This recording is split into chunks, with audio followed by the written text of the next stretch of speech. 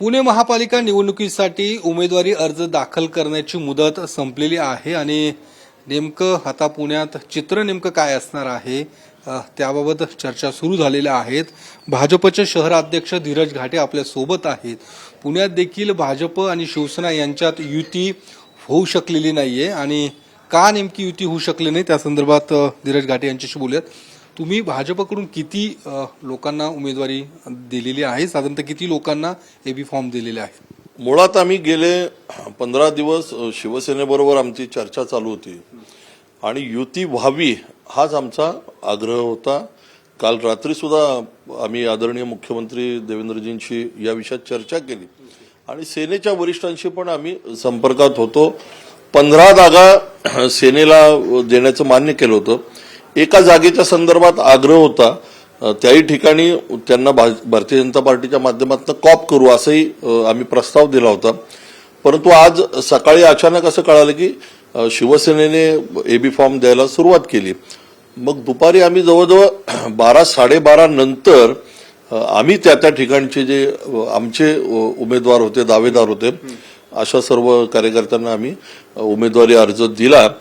RPI आणि आम्ही असं मिळून या सर्व जागा आम्ही आता 165 जागांवरती सर्वत्र उमेदवारी अर्ज दिलेले आहेत। अच्छा, मग 15 जागांवरती तुम्ही जर शिवसेना शिंदे गटाला देऊ केल्या होत्या त्यावर मान्यता होती, त्या शिंदे गटाची मान्यता होती की 15 जागांसाठी? त्यांचा काही जागांच्या संदर्भात आग्रह होता, पण किती जागांची मागणी होती, काही आकडा आला होता त्यांच्याकडून? सुरुवातीला त्यांनी काही 40 जागा, नंतर मग 25 जागा, पण भारतीय जनता पार्टीने सुद्धा त्या प्रभागांमध्ये सर्व ठिकाणी तयारी केली होती। 100 नगरसेवक हे भारतीय जनता पार्टीचे एक्झिस्टिंग होते आणि मागच्या वेळेस कमी अधिक मतांनी पडलेले काही आमचे त्या ठिकाणचे उमेदवार होते। त्यामुळे हे शक्य नव्हतं, कारण ही निवडणूक त्या ठिकाणच्या स्थानिक कार्यकर्त्यांना, तिथल्या पदाधिकाऱ्यांना लढण्याची एक संधी असते, त्यामुळे हे शक्य झालं नाही। पण आज आम्ही सर्व जागांवरती उमेदवारी अर्ज दिलेले आहेत। उदय सामंत देखील या संदर्भात पुण्यात आले होते, त्यांच्याशी काही बोलणं झालंय का तुमच्या नेत्यांचं, तुमचं काही? आणि त्यांचं म्हणणं होतं की युती तुटली असं अजून म्हणता येणार नाही। शिवसेनेतल्या काही नेत्यांनी तसं जाहीर केलेलं आहे की युती तुटलेली आहे, मात्र उदय सामंतांचं म्हणणं की तसं अजून म्हणता येणार नाही। मग तशी काही अजूनही चर्चा सुरू आहे का काय? काल रात्री केंद्रीय राज्यमंत्री मुरलीधर अण्णा मोहोळ, आदरणीय चंद्रकांत दादा असतील, हे उदय सामंत साहेबांशी त्यांनी चर्चा केली।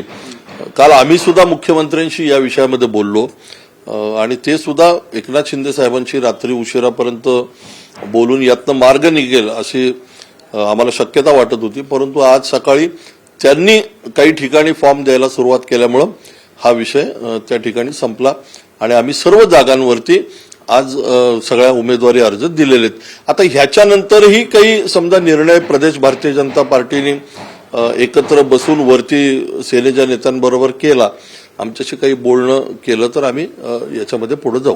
म्हणजे तशी तुमची तयारी आहे की जर तसे काही झालं तर तुम्ही काही विड्रॉल करायची देखील तयारी आहे? या विषयात आम्ही पहिल्या दिवसापासून सकारात्मक होतो, कारण भारतीय जनता पार्टी आणि शिवसेनेचं ज्याला म्हणतात की नॅचरल आमची युती आहे।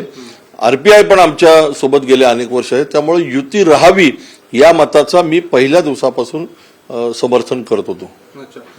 काही ठिकाणी उमेदवारांनी नाराजी व्यक्त केलेली आहे, खास करून तुमचे जे अमोल बालवडकर आहे त्यांनी राष्ट्रवादीमध्ये प्रवेश केलेला आहे आणि त्यांचं म्हणणं होतं की मला शब्द देण्यात आला होता, ज्यावेळी विधानसभा निवडणूक त्यांनी तशी निवडणुकीची तयारी देखील केली होती, त्यावेळी मुख्यमंत्र्यांनी मला तसा शब्द दिला होता आणि आता त्यांचं म्हणणं होतं की विश्वासघात माझ्याशी करण्यात आलेला आहे। आता मी दाखवून ना की भाजपचा कार्यकर्ता म्हणजे एक कार्यकर्ता म्हणून कसा असतो, अशा पद्धतीने थेट इशाराच त्यांनी दिलेला आहे। काही ठिकाणी पक्षाचे जे नगरसेवक होते त्यांनी काही अन्य पर्याय काही ठिकाणी स्वीकारलाय। अशा सर्व मंडळींशी आम्ही संपर्क साधत होतो, प्रत्येकाशी चर्चा करण्याचा प्रयत्न केला, परंतु काही जणांनी निर्णय केला आणि पक्षांतर केलेले। मला असं वाटतं की भारतीय जनता पार्टीकडे सुद्धा प्रत्येक प्रभागामध्ये खूप मोठ्या प्रमाणात रस्सीखेच होती। एकेका प्रभागामध्ये 50-50, 60-60 ज्याला म्हणता येईल की प्रबळ दावेदार होते, त्यामुळे जागा 4 आणि इच्छुक असणाऱ्यांची संख्या मोठी होती। प्रत्येकाचं समाधान करणं शक्य नसतं, पण अनेक पदाधिकाऱ्यांना आणि कार्यकर्त्यांना आम्ही असं आश्वासित केले की पुढच्या काळामध्ये वेगवेगळ्या समित्या असतील, पक्षांतर्गत काही वेगवेगळ्या जबाबदाऱ्या असतील, याच्या माध्यमातून त्या पदाधिकाऱ्यांचं निश्चित पुनर्वसन केलं जाईल. बंडखोरी झाली काय, साधारणतः किती लोकांच्या बंडोरी काही आकडा आलाय का, आणि ती कशी आता नेमकी थांबवली जाणार?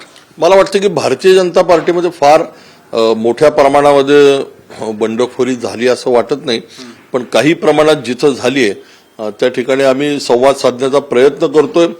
काही जणांनी अन्य पक्षातनं एबी फॉर्म घेऊन उमेदवारी अर्ज दाखल केलेला आहे, पण काही कार्यकर्त्यांनी अपक्ष फॉर्म भरलेत. अशा सर्व कार्यकर्त्यांची आम्ही मनधरणी करू, त्यांच्याशी चर्चा करू, संवाद साधू आणि ह्या सर्व कार्यकर्त्यांना विश्वासात घेऊन भारतीय जनता पार्टीच्या पाठीशी सर्व कार्यकर्ते उभे राहतील असा प्रयत्न पुढच्या 2-3 दिवसात आम्ही करू. धन्यवाद. तर आपण जर बघितलं तर भाजप शिवसेना युतीसाठी अजूनही सकारात्मक भाजप पुणे शहर आहे असं धीरज घाटे यांचं म्हणणं आहे, आणि प्रदेश पातळीवरनं जर कदाचित काही निर्णय झाला तो निर्णय देखील या ठिकाणी अवलंबला जाईल किंवा त्या पद्धतीची पुढची कार्यवाही केली जाईल, आणि जी काही बंडखोरी झालेली आहे तर अशा काही लोकांची चर्चा केली जाईल आणि पुढच्या काळात त्यांना कुठे संधी देता येते का ते देखील बघितलं जाईल असं पुणे भाजप शहराध्यक्ष धीरज घाटे यांचं म्हणणं आहे. कॅमेरामन सुशांत राऊत सह योगेश बोरसे, TV9 मराठी, पुणे.